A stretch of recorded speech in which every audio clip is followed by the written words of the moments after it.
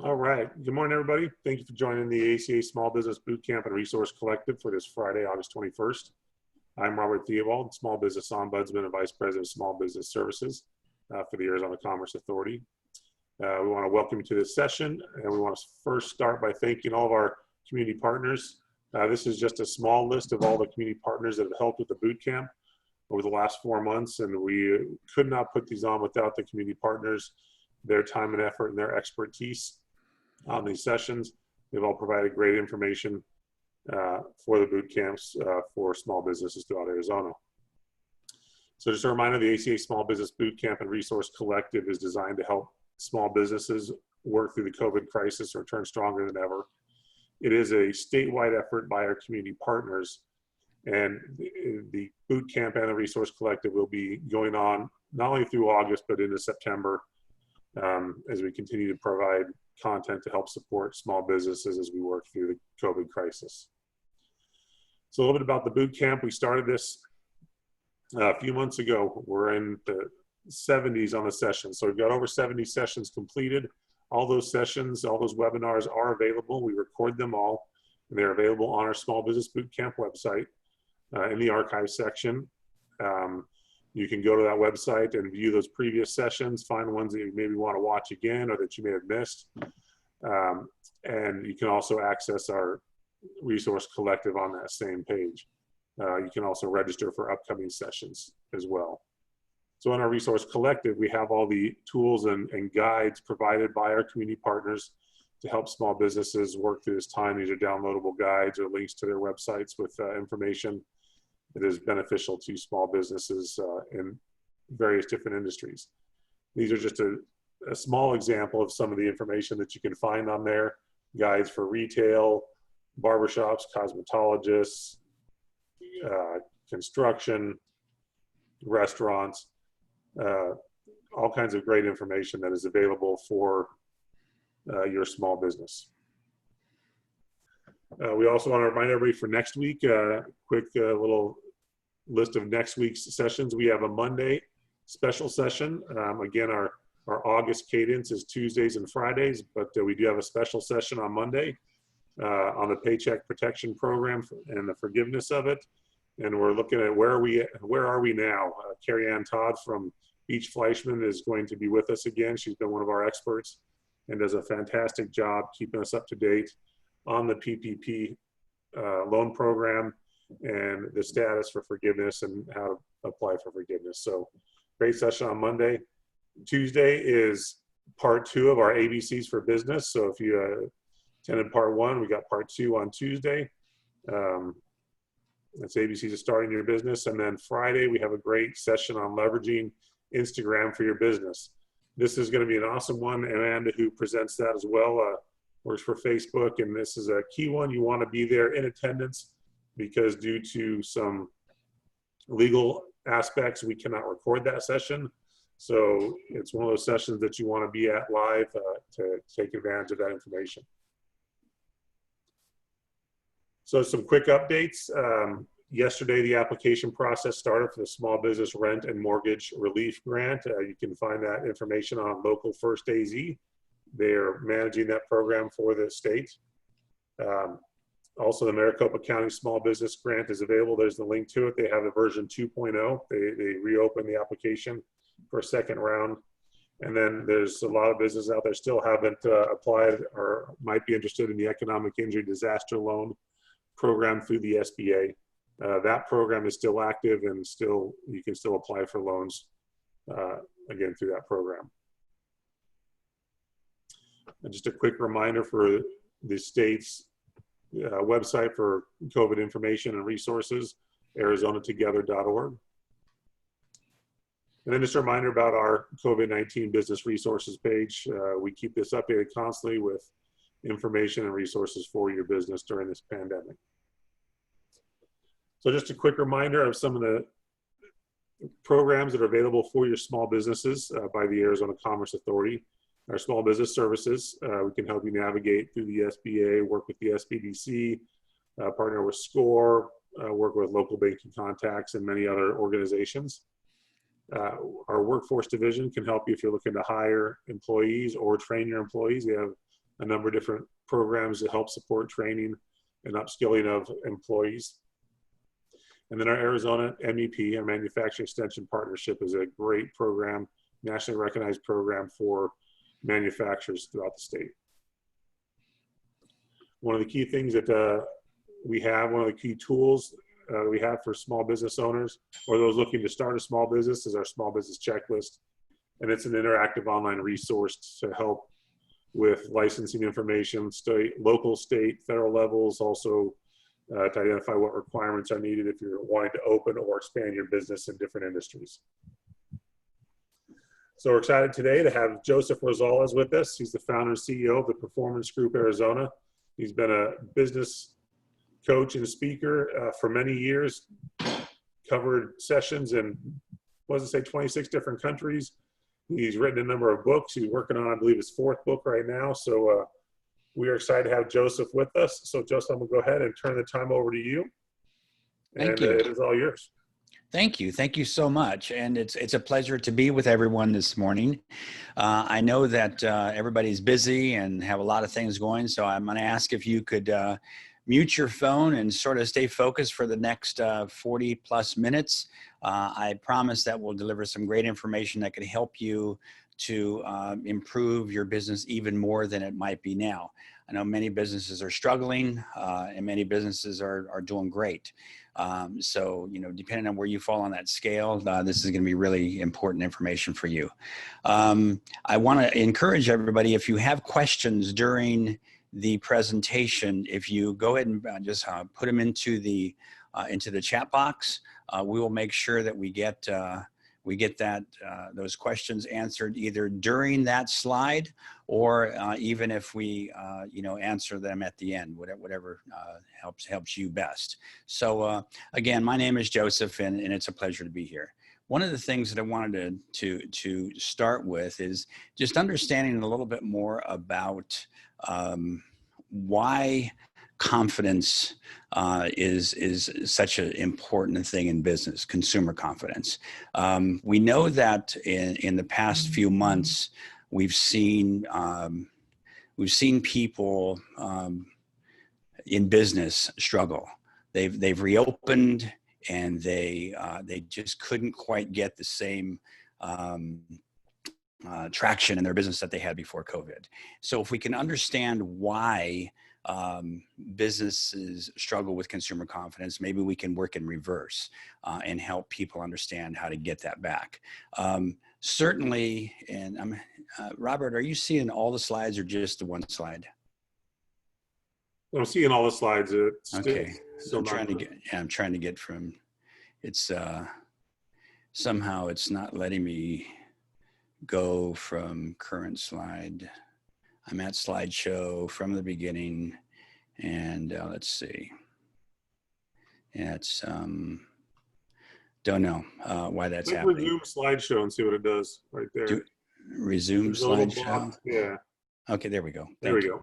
Okay, so it's interesting because what we find is we find that uncertainty is one of the biggest concerns that consumers have and businesses have.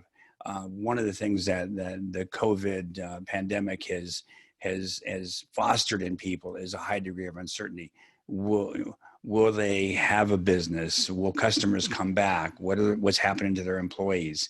So many things happen, and uncertainty always causes fear. And fear generates frustration. And we see a lot of that in the market right now. Back in September of 2019, my company was putting together a series of leadership summits. They were called Leadership Summit 2020. We were doing them in Phoenix, in Dallas, in Chicago, in Philadelphia, and in LA.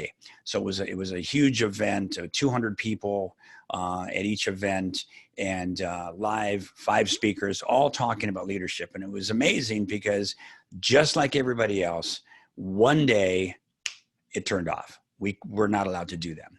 So People at that point weren't quite sure what was happening, but everybody kind of thought it was going to be a short-term thing. Maybe it was going to be a month or two, or maybe 3 at the most, and people would be back to normal. Well, as we now see, looking at history over the last 6 months, it hasn't happened that way. It's continued to be an issue. Businesses are continuing to struggle. People continue to be uncertain about what's going on in the future. Can kids go back to school or not go back to school? So there's so many aspects, and I know, this boot camp that ACA has put on is it's such an important resource.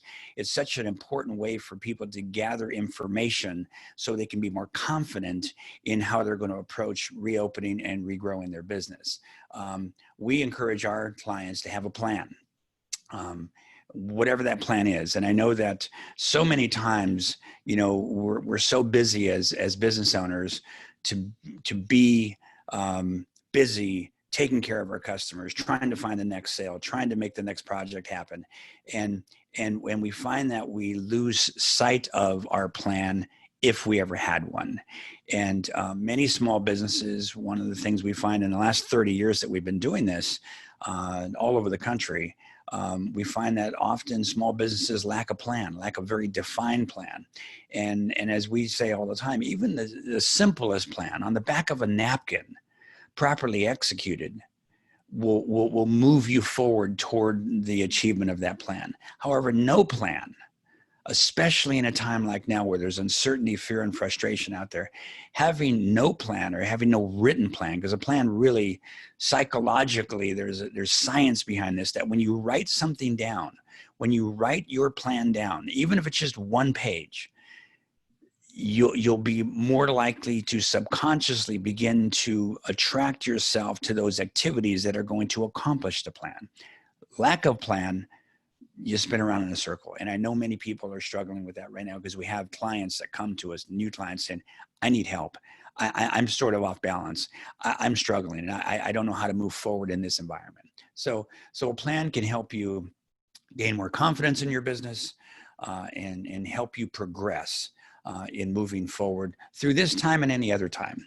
And when you look at the slide there, you see consumer confidence is really where we're trying to get, because when you can generate a high level of consumer confidence back in your business, you're going to find that a lot of things start to go in your direction a little bit better. More customers come back, they spend more money. Your employees are more comfortable and they perform at a higher level. There's a lot of things, and this really has to do with leadership. Lack of leadership will support uncertainty, fear, and frustration. Effective leadership will help produce that plan and execute it with confidence and lead to more progress. I hope that makes sense. And again, if you have any questions about this slide, please throw your comment on the screen. Robert will jump in and he'll ask me the question, and we'll make sure that we get it answered, because I want to be really clear about another point, and that's that, knowledge does not change behavior. Knowledge is just understanding something. Doing it is what produces the result. And we see that a lot where in business, where people say, I've trained my people to do this, or we've talked about this, or we've developed a plan around this. And then we find that people still aren't doing it. So write that down, understand that knowledge on its own does not change behavior. It requires action. It requires activity, and that comes from strong leadership. So we'll leave that one where that is. This is an interesting slide. I first produced this slide during a call that we do on a weekly basis called Business in the New Normal. It's available on social media. It used to be a live event. Now we've moved it to a call that is just recorded. And it was interesting because one day I was talking to someone and they obviously had their head buried in the sand. They obviously felt like, gee, you know what, I'm just going to put my head down and just keep going and hope that everything changes to come back to where it was. And that's a dangerous place when you're in an environment where it's live and business is happening every day and people are making choices about who they do business with, how they do business. There's so many variables. So I thought about the ostrich with its head buried in the sand, and I thought, the opposite of an ostrich is an eagle. An eagle who has their head up. They have clear vision and are seeking opportunities. And the ostrich has his head down in the sand, no vision, avoiding reality. And I want to ask you in a very respectful way. I know we're not birds. We're people. We're in business. We're owners. We're leaders. We're managers. We're producers. And I want to ask you, if you had to align yourself with one of the other of these birds, do you have your head down and maybe in the sand, or maybe sometimes in the sand? Or are you an eagle looking up, looking around, saying, where's the next opportunity? We see the word pivot. We're going to talk about that later in a little bit. But we see the word pivot has become one of the new buzzwords. It's not vision and revisioning, it's pivoting. That you were in one spot, now you had to change on a dime. It's a baseball term. You pivot from second base and you throw to first. Or you throw the third. But the idea of pivoting is so important. And to do that, you got to have your head up. You got to be thinking about, where am I? What could I be doing? And again, we'll talk more about that in a little bit. So in this slide, I want to talk about restoring revenue. Right now, statistically, we're finding that approximately I think it's about 40% of customers are concerned about COVID, about the virus, when they go anywhere. Those people are very concerned, and they make decisions based on on how you're engaging their safety and hygiene. About 30% of people are unsure of the whole COVID thing. I know it. I'm not concerned, but I'm not concerned. I'm sort of unsure of how to engage business. Should I go on that vacation? Should I go to this store? Should I go to this theater when it opens? Should I go back to the gym? They're unsure. So what they do is some err on lack of caution and other errs on caution. And about 30% of people are not concerned. So if you add those two things up, you take the 30% that are not concerned, they're going to keep doing business no matter what. They're the people that don't wear a mask or refuse to wear a mask and believe that COVID is just a hoax, or it's something that they shouldn't be concerned about. The 40% on the other end that are very concerned have a very different mindset about it, and they think it's very dangerous and that they should really restrict what they're doing. Again, the 30% in the middle are unsure. But if you add the concerned and the unsures together, that's 70%. 70% of your customers have some level of concern. So it makes sense that if you're in business, if you're in an online business, then maybe an online business is a little more isolated away from the effects that the virus can have on a transaction. You order it, it gets shipped in, and you're good. So online businesses seem to be doing very well right now across the country, across the world. Service-based businesses where somebody goes and delivers a service at a home, or you go to have a service done at a facility, could be bricks and mortar, could be outside.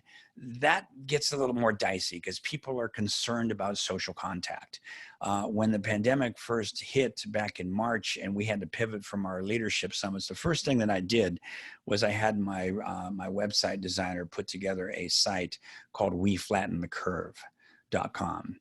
And it was just a social thing that we did, that we wanted to inform people about how to be safer, how to have better social contact strategies and personal hand hygiene especially. So that site's out there. We don't do much with it anymore. We just, we flatten the curve is kind of a term that a lot of people just don't want to talk about anymore, but it's there. And it's something, it's got some helpful information if you want to visit it. But I think the point that I'm making is that, people didn't know what to do. And when people don't know what to do, they fall on the unsure side of things, and then they're influenced to be concerned or not. I say that because, again, bricks and mortar businesses, I've seen some amazing opportunities, some amazing examples of businesses that have taken their customers' perception of safety at the highest level.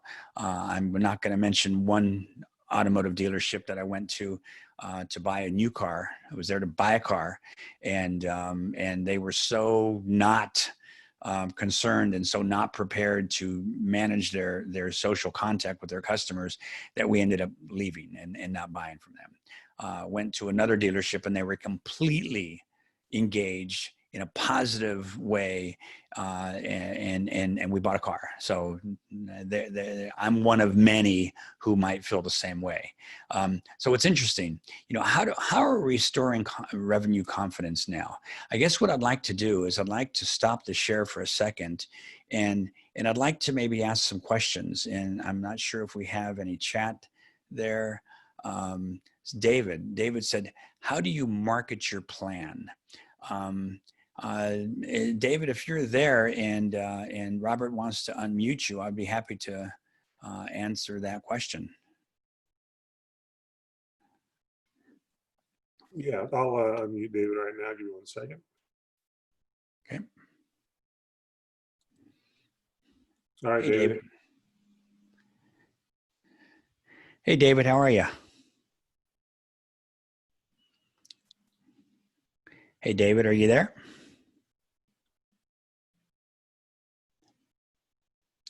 So David, I'm not hearing him. I'm seeing some other chats.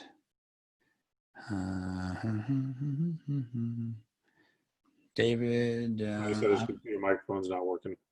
Yeah. Okay. So I'm going to say, David, we're going to cover how you market your plan to your customers in a slide that's in a moment. So we'll get to that. But it's a very important question because one of the things that we talk about in our leadership training is leaders have to be really effective communicators.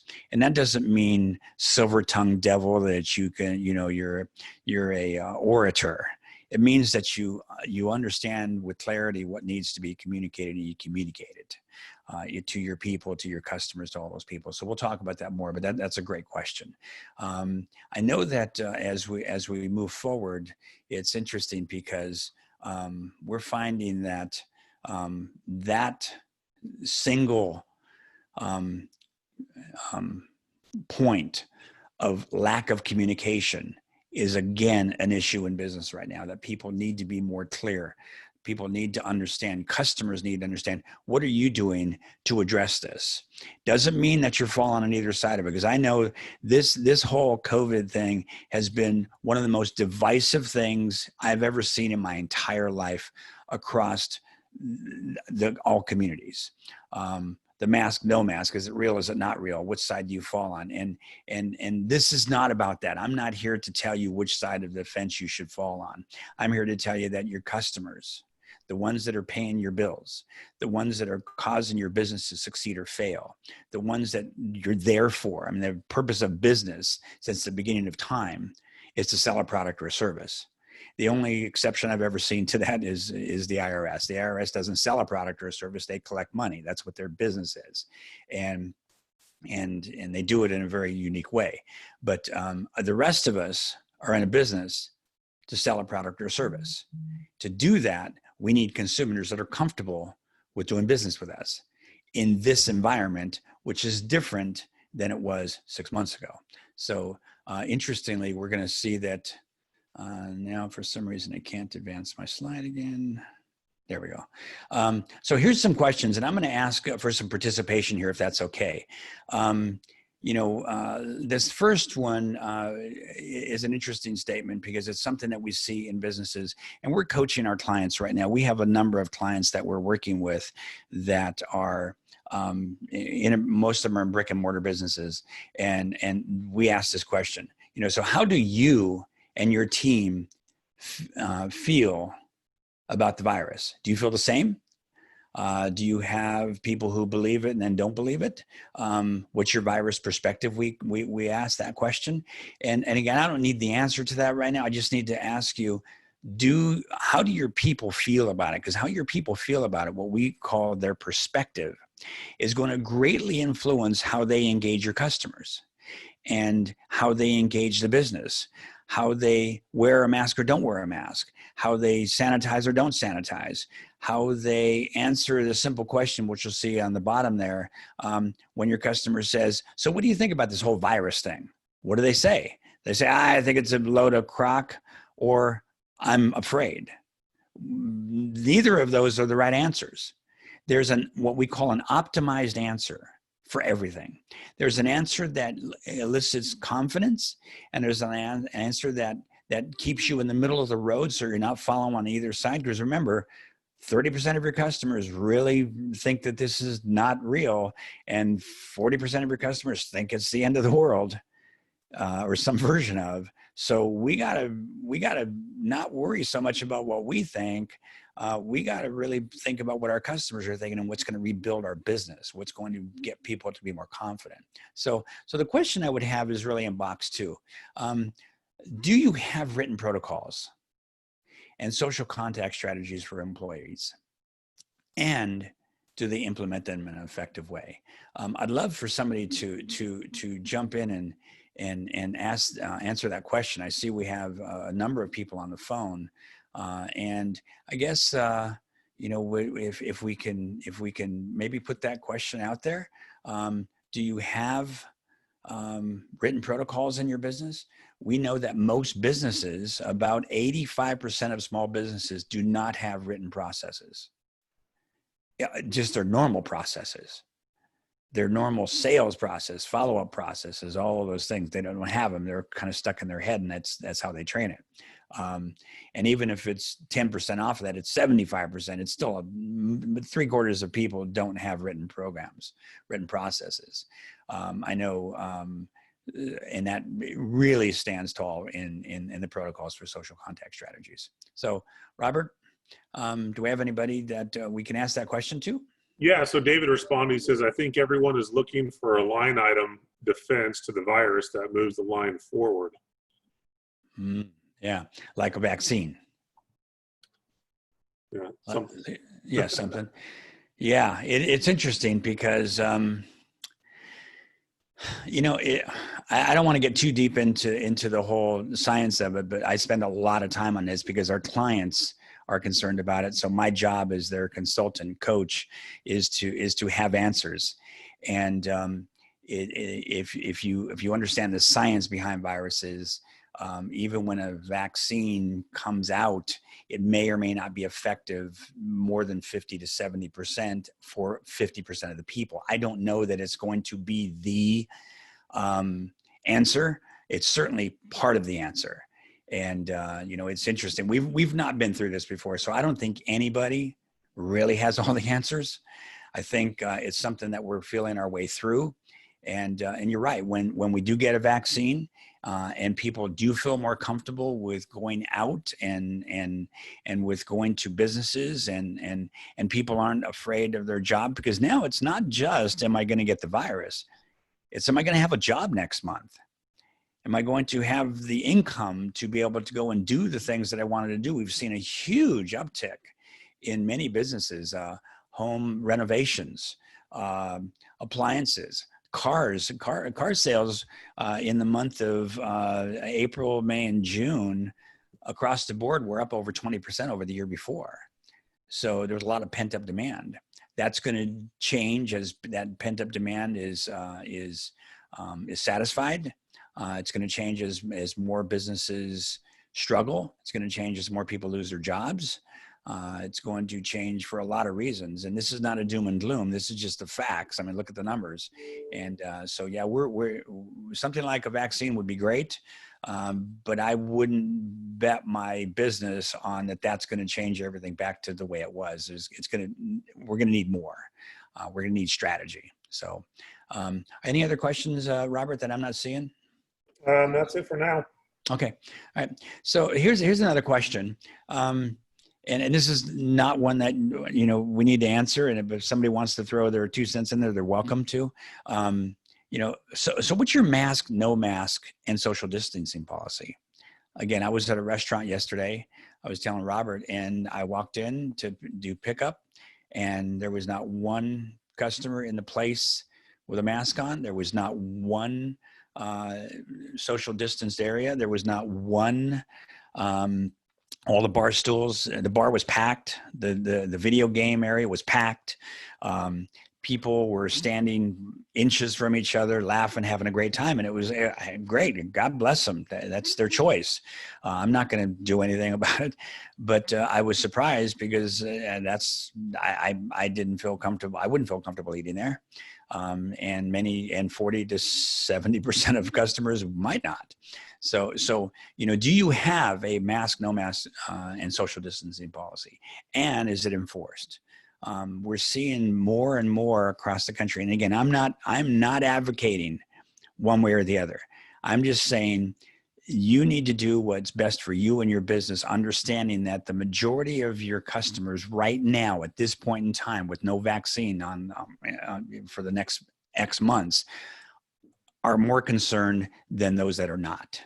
So if you're building your business model on the people that aren't concerned and think it's not a problem, you're restricting yourself from someplace between 40 to 70% of the consumers who have some level of concern. I hope I keep making that point, and I hope I'm making that point because again, I'm not telling you which way to go. I'm not that smart. I'm just telling you about consumers. I've been in business for over 35 years. I've been actually in leadership and management for that long, but I started in retail when I was a young man. I was 18 years old. I've been in retail my entire life, and I know customers, and I know how customers think and how they shop and what moves them toward a yes and what moves them toward a no. And this is something that's very, very, very powerful. Fear is an incredibly powerful motivator.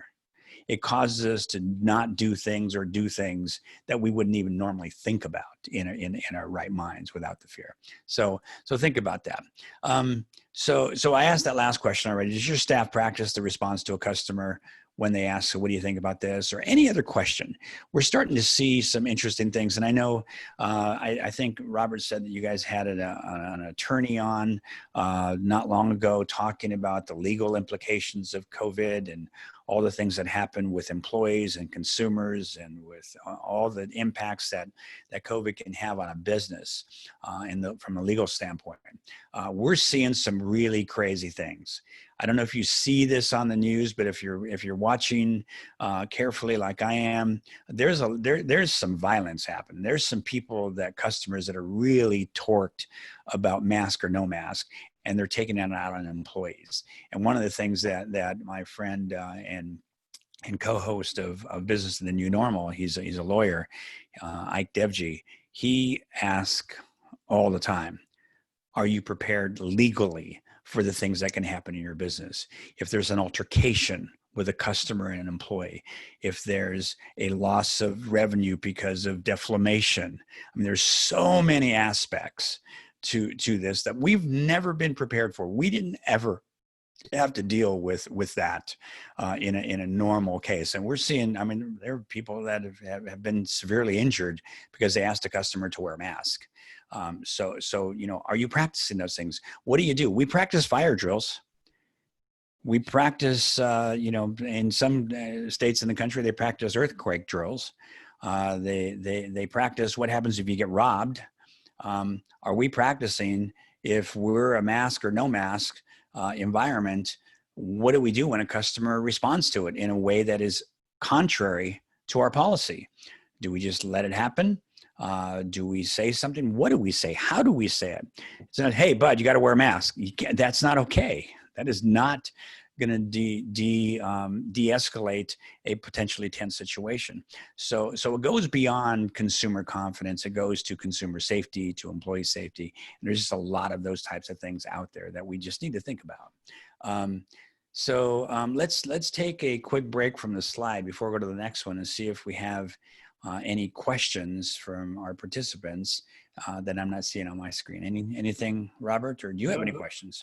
No new questions at this point. So okay, good. Well, again, I want to encourage questions, and it's something that I'm not here to teach. as much as I am to help have a discussion that that has an impact on your business. I'm seeing from David, and David, thank you for that question. And if I can read that up, it says, if you have signs and notices, but at the end of the day, if the customer does not wear a mask, if the other customers object, should a business owner respond to? That's a great question, David, and it's a super sensitive issue. I think that you're seeing some businesses that are they've limited the dissension to a mask policy in close to the 95% range, where out of 10 customers, 9 to 9.5 will wear the mask because the signage is right, because somebody's at the door, saying, thank you for coming in today. We do require a mask. If you don't have one, I'd be happy to give you one. That's a way to handle that. There are those customers though, and I was in a Costco recently with my wife, and there was a guy that refused to wear a mask and said it was a medical thing. And you have to decide at that point, what kind of business are you in? Is it a limited contact where you can do it, or do you have a store full of customers and you just deal with that one, hoping that nothing happens? I know they're not just the business could insist on it, but another customer could say something. Why are you not wearing a mask? And then you have a different situation in your business. So it's not an easy situation. I wish that there was a easy solution to that. There's not, but it's one that I truly do believe that consistency of application of any policy is better than inconsistent application of any policy. And if it's 1 out of 10, maybe you make a business decision there. If it's more than that, if it's 3 or 4 out of 10, like it was in the restaurant yesterday, then obviously you have an issue maybe with signage, or you have an issue with how your people engage the customer in a positive, supportive way to comply with the policy. Do you exit them out of the business? That can get dangerous. So you have to do what we can to be as positive and proactive as possible. But David, that's a great question. Thank you so much for that.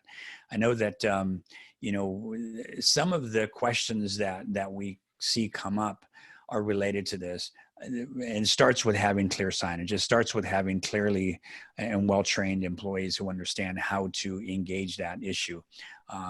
And it starts with what your process is. But yeah, you're gonna have dissenters. So thank you for that question. Let's continue on. I know that as we let's see, let me get rid of that window there. And click here and down. Okay. So here was the question that David asked earlier. About the plan, the marketing and messaging. So the first question I ask a client is, so how are you attracting customers back to your business now? Are you just waiting, using the same advertising that you used before? Or do you have something that you've added to your marketing messaging that tells a customer that you are doing these things to help make it safer for them and your employees to do business? Everything I've read, every consultant that I've talked to in the marketing space, every professional in that space is saying the same thing. You have to be clear. You have to clearly let your customers know in your advertising that you're aware of this and here's what you're doing to make it better.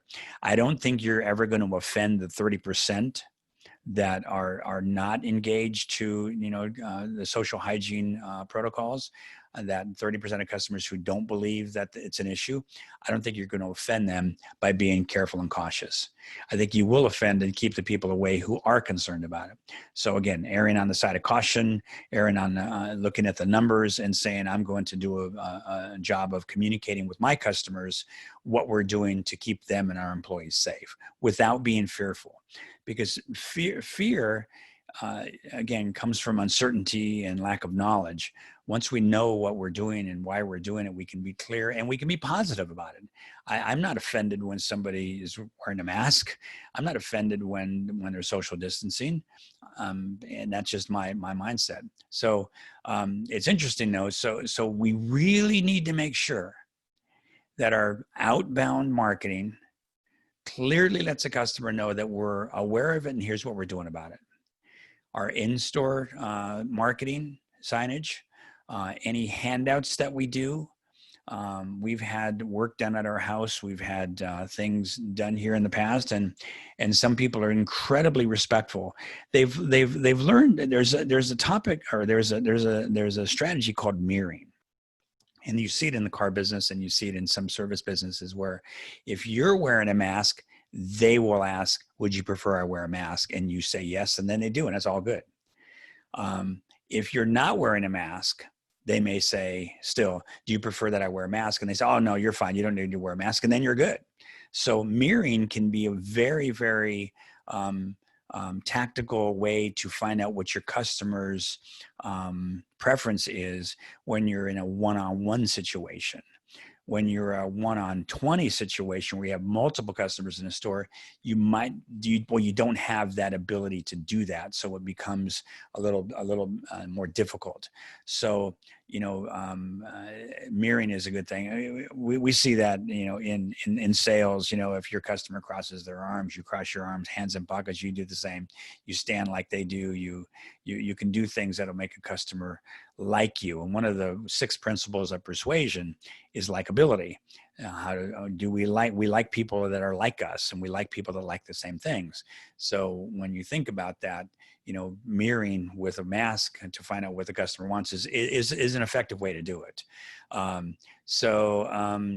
It doesn't shield you from liability if you're not wearing a mask and the customer's not wearing a mask and the customer gets sick because your employee is asymptomatic. Is there a potential liability there? Most lawyers would say yes, because you didn't have a policy in place that required your people to wear masks when that's what the state and or local requirement might have been. Again, I'm not a lawyer, but I spent a lot of time with one, and this is what he coaches people on. So something to think about. And the last thing is, the last 2 things, are you inspecting what you expect? We find this is a challenge in business all the time because we put out a policy and then we don't inspect it and we don't require compliance and we end up with issues. And inspecting what you expect is normal business operations, normal leadership operations. And finally on the screen, because I know we're about 10, 15 minutes from finishing up here. Are you communicating the social proof?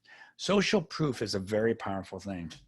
And what that means is other people are doing it. Again, one of the 6 principles of persuasion is everybody else is doing it, or these people that I know are doing it. You'll hear somebody when they come to your door and they knock on your door to sell you something at the door, and they'll say, we're working with your neighbors. That's a form of social proof to let you know that other people in your neighborhood are doing it. So you should feel more open to at least listening to them. Well, the same thing here.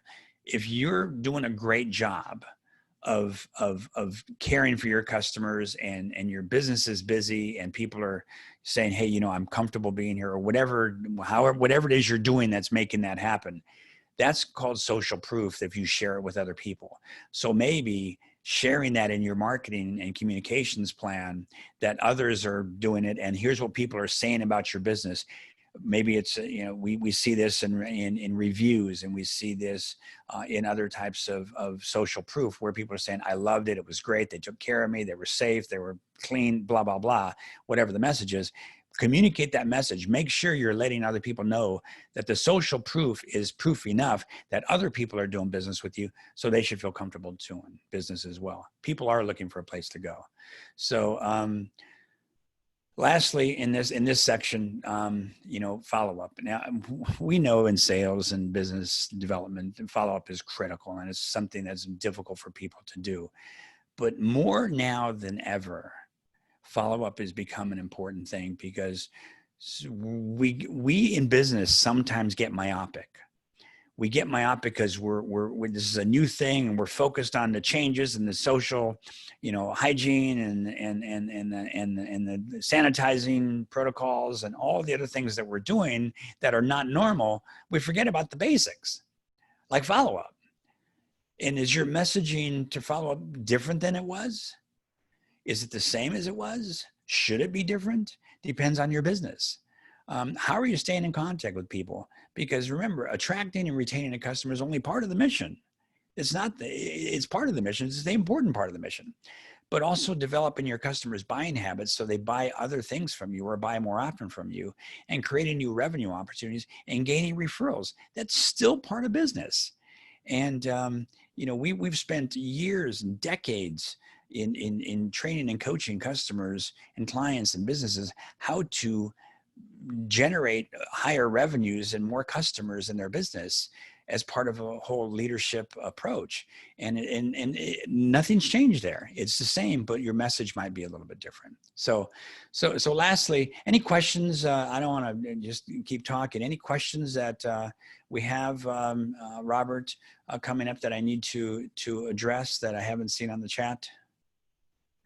I'm looking now. No new questions. We did have one little question about the presentation, which is being recorded and will be available on our bootcamp website. So okay, if you missed something or you want to go back and review it, it'll be on the bootcamp website later. Okay, cool. Okay, got it. So I see somebody came in. Cool. Well, I'm glad that I'm being so clear that nobody has any questions. But we'll move forward to the last few things here. I want to make sure that we finish right on time and honor everybody's time. I think I mentioned this earlier in the presentation. Pivoting has become a word that we hear all the time in business now. We were going one direction, now we're going another direction. And it might not just be another direction. It might be another set of things that we're doing, new revenue streams. I know that when our company had to pivot from doing probably 85 or 90% of our business in live events and coaching events that were, face-to-face, one-on-one or 1-on-20 or 1-on-200 in some cases, we had to pivot to more of a digital format. So we've got a number of digital products that we're working on now, digital programs from persuasion to leadership and things like that, that we had to pivot on, things we probably should have been doing anyway, but we were so busy doing other things that we lose sight of the future of digital learning. And so in your business, what other revenue streams are there that you can create? Are these revenue streams being offered by competitors, and is something you can just mirror? Can they easily be added to your existing model? I see, some service companies have added sanitizing to their mix. I know many janitorial companies are now doing sanitizing with these static pieces of equipment that sanitize through a static attachment, and it's amazing. And they've added a whole nother business, and it's actually become a big part of their business by looking at what can I offer in my business that lines up with what we already do, but might be another full revenue stream. For us, it was digital product. For us, it was group coaching. Online, things like that, masterminds, we do those. So all of these things that we were doing, we're now do them more, and it's replaced much of our revenue. So, what resources do you need to create these systems? Because I'm going to tell you that we see this all the time with people that have great ideas, but don't have the expertise to actually execute the idea. So they don't do the idea. It's a great idea, but they just don't have the technical expertise to do it. So it just remains something that they think they would do someday.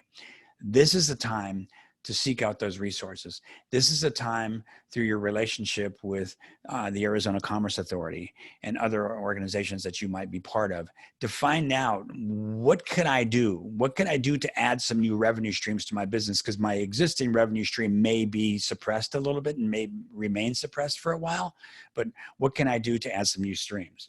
And there might be some great ideas. Those are things that we can help with, and other people can help you with.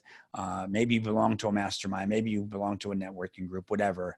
And I'm certain that there's lots of ways to find that. In this time, as you think about pivoting or you think about growing your business or regaining customer confidence, you really need to look at leadership in your business and understand that clarity, communication, and consistency are critical aspects of moving forward in your business, period.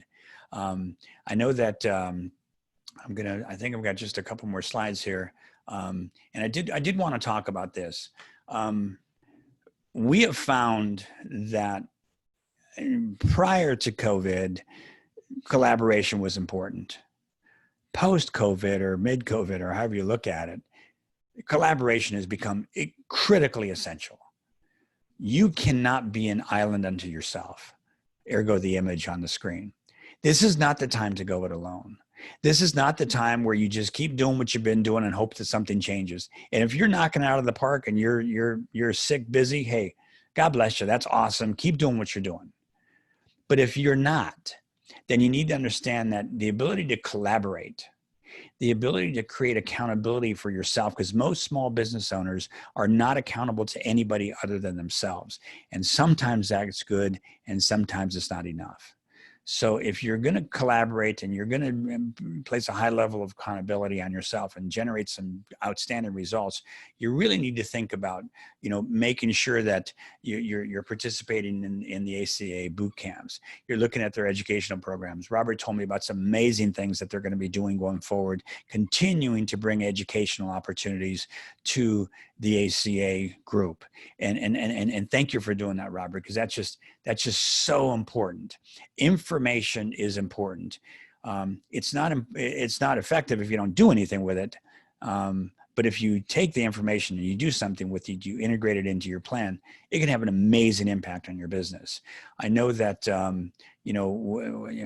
business mastermind groups. I run a number of them here in the Phoenix market, and we have one starting elsewhere in the country now.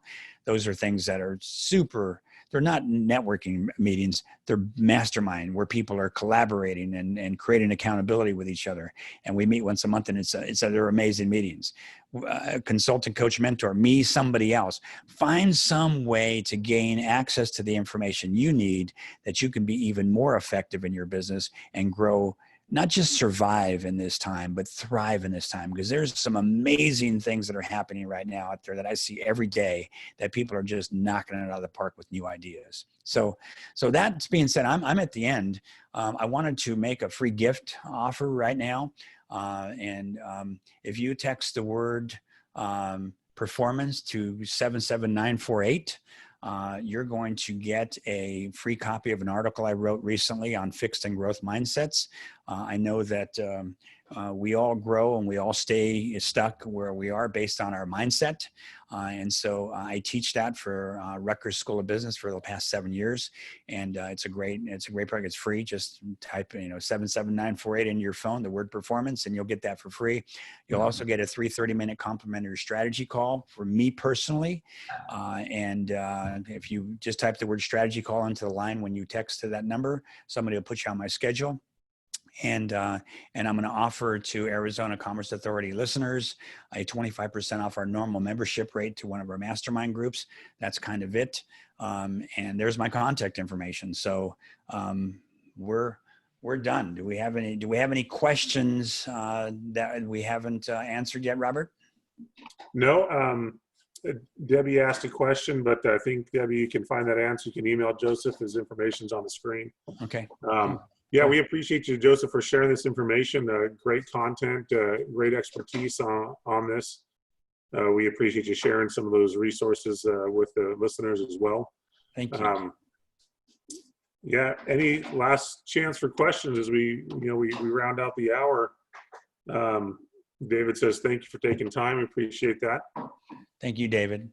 And thank you, everybody else. I know sometimes people don't want to ask questions because they don't want to interrupt the flow of the presenter, or they think that somebody else is going to answer the question. I get that, and I appreciate that. I do want to suggest to you, though, that information is so critical to you right now. One of the things we really strongly believe when we coach our clients is informed, prepared, and diligent. You got to be informed. And you can't just take one side of the story. You got to look at both sides and figure out what's going to work for you.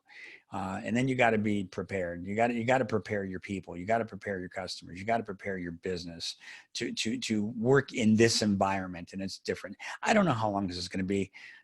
Is there a second wave? Is there another pandemic? I don't know any of those things. I do know this. We have an opportunity to learn how to continue to do business in a difficult environment caused by something like this. So the next time it happens, and science says it will happen again at some point, we can be more prepared, because many people have taken a hit, and many people, some people have gone out of business completely. Other people have thrived. So what can you do to take your business and continue to grow it in a challenged environment, whether it's this or something else that comes in the future, and really understand how to pivot and how to lead and how to create an environment where your customers continue to feel comfortable doing business with you. That's really what this session's all about. So again, I want to thank everybody for your attendance. Thank you so much. It was my pleasure. And I look forward to the next time we have this opportunity. All right, excellent. Thank you, Joseph. Thank you all attendees. Just a reminder, on Monday morning, 9 a.m., we have our special session about PPP. So if you did get a PPP loan, you definitely want to join us for that session. We will definitely have time for question and answers as well. We're looking forward to it. And then we have some other great sessions as well next week. Take a look at the boot camp website for that information. And until Monday, we will see you guys then. Everybody have a great weekend. Stay safe. Thank you. Take care.